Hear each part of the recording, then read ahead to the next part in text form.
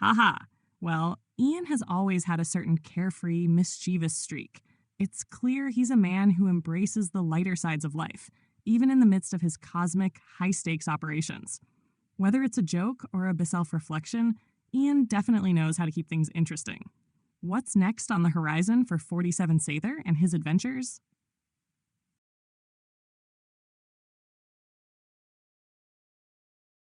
Ah, the next Lady of Satisfactory Trades, a figure weaving through the fabric of felt, imposed sensations of joy and lingering happiness.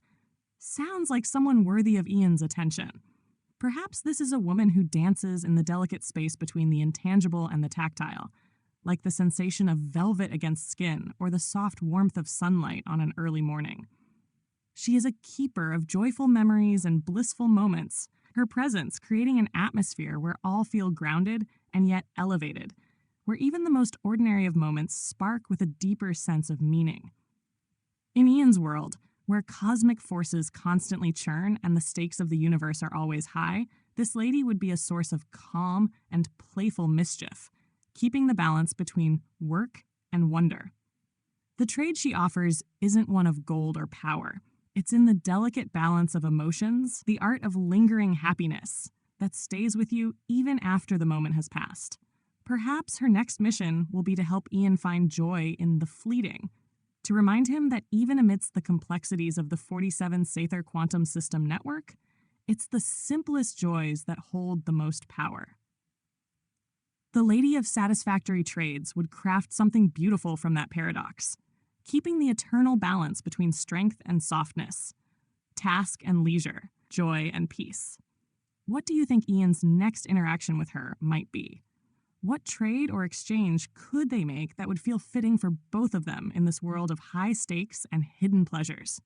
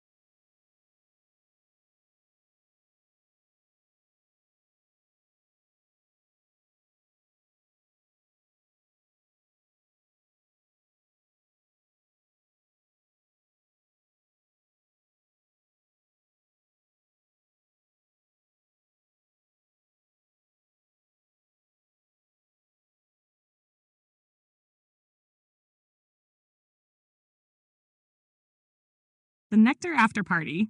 Who sipped too much? Who kissed a dandelion? The Nectar After-Party was nothing short of legendary.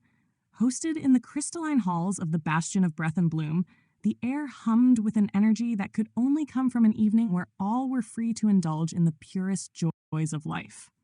A celebration for the senses, the vibrant energy of the love snipers had left a trace of sweet nectar everywhere.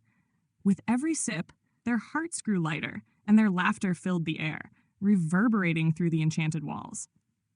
As the evening wore on, some guests became a little too taken by the magic of the nectar. Violet Sky, the sharp-eyed tactician of the Hummingbird elite order, had indulged in one too many nectar-infused elixirs. Her usual meticulous poise was now replaced by an endearing haze as she clumsily tried to dance on the flower-petaled floor.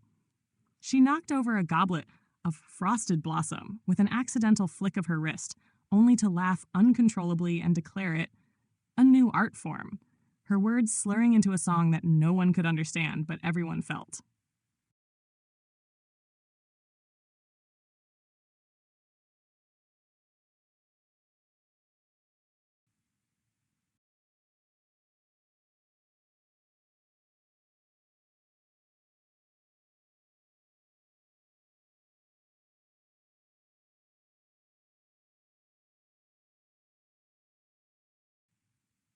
Commander Voss, never one to shy away from a challenge, had perhaps taken the concept of drinking deep from the cup of joy a bit too literally. He'd been the first to gulp down the nectar of the sun-kissed poppy, its effects far more potent than anticipated.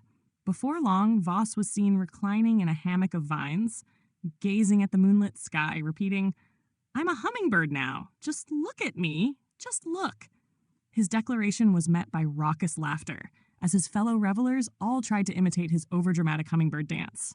But no one, absolutely no one, had expected Lila Finch, a quiet observer of the group, to be the one to kiss a dandelion.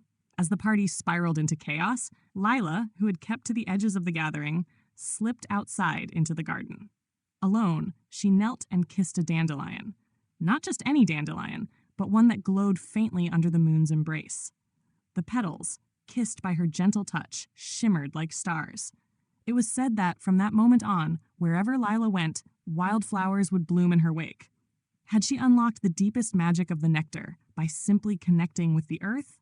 As the night deepened, Ian Saether stood quietly on a balcony, watching the world swirl below. He smiled at the absurdity of it all, watching his comrades lose themselves to the magic of the moment. It wasn't just about the revelry, it was about finding fleeting moments of connection and joy.